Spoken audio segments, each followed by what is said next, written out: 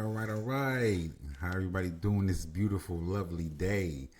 This is your host, the Minister to Minds. I'm going to be giving you a short, informative follow-up on the 4 different styles of parenting that I gave you initially.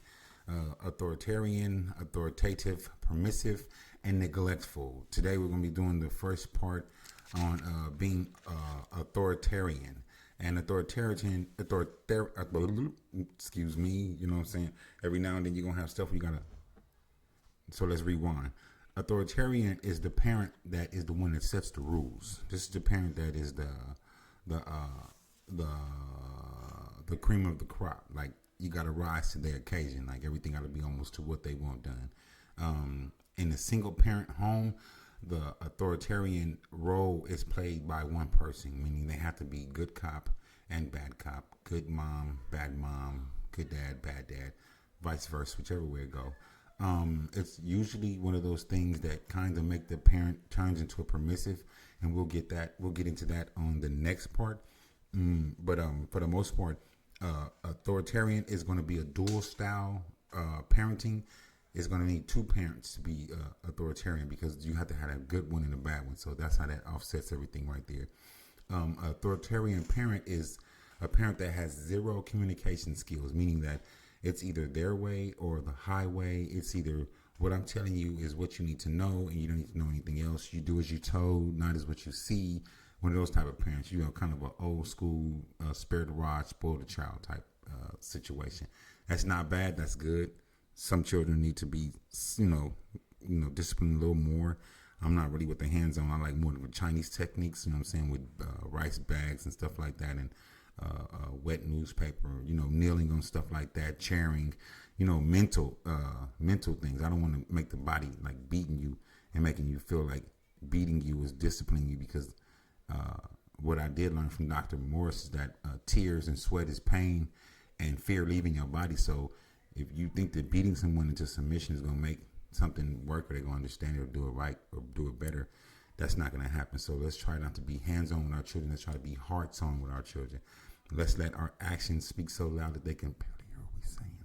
Meaning that if you say you love me, show me through your actions. Love is a verb. It's an action word. So one of those things that I stand by. Case in point, do unto others as you want others to do unto you.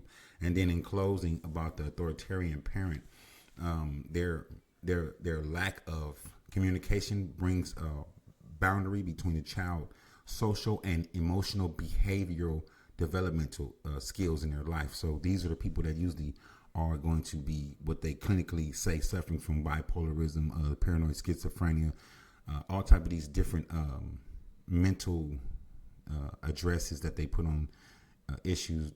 Just he needed his ass beat. That's all. Ain't nothing wrong with him. Sit little Bobby down there in the corner. He want to put his hands on people. Yeah. So that's all that is. You whip his ass, give him a fruit snack, and let him go play Fortnite, and he'll be all right. You know what I'm saying? But I'm a parent. I'm a liberal parent. I like to hear what you got to say. I give my children the opportunity to have a green zone. That means you can come in here and you can say what you want to say, and I won't do nothing to you. We always know you got to choose your words wisely, because some things you can't unhear and some things you can't unsay, and a lot of things you can never, ever, ever unsee. So at the end of the day, you do the right thing for yourself. Make sure that you're making decisions that's going to be profitable for yourself, giving you opportunity to move forward in life and do better for yourself. Because at the end of the day, the most important thing for you is going to be that you just make sure you take your time and always do the right thing, because sometimes you just got to just chill for 1 second and just let things just settle, because all the things around you are being consumed and being brought into a focal point where you can't focus, and you can hear everything outside of you, and it makes no sense.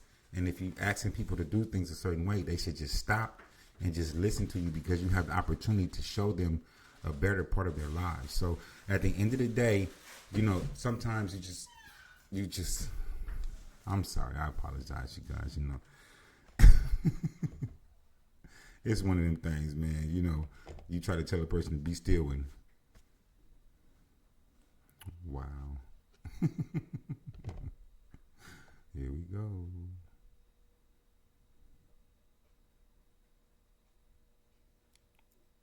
hey, thank you guys so much for listening. You know what I'm saying? This is a live thing right here.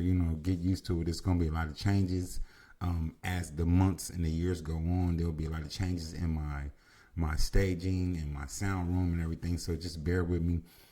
This is like a new relationship. We both trying to find our niche with each other. We're trying to find our do's and our don'ts. So, just for the most part, just bear with me and just be encouraged, because if nobody going to believe in you, you got to believe in yourself, man. So at the end of the day, man, I really appreciate you guys for stopping in and just giving me an opportunity to give you some information to reflect on betterness in yourself, man. I want you to always have a good evening, and always look in the mirror when you wake up in the morning and tell yourself you mean something to the world. Thank you, guys. Y'all have a good evening, man. And remember, tune in to the Ministry of Minds.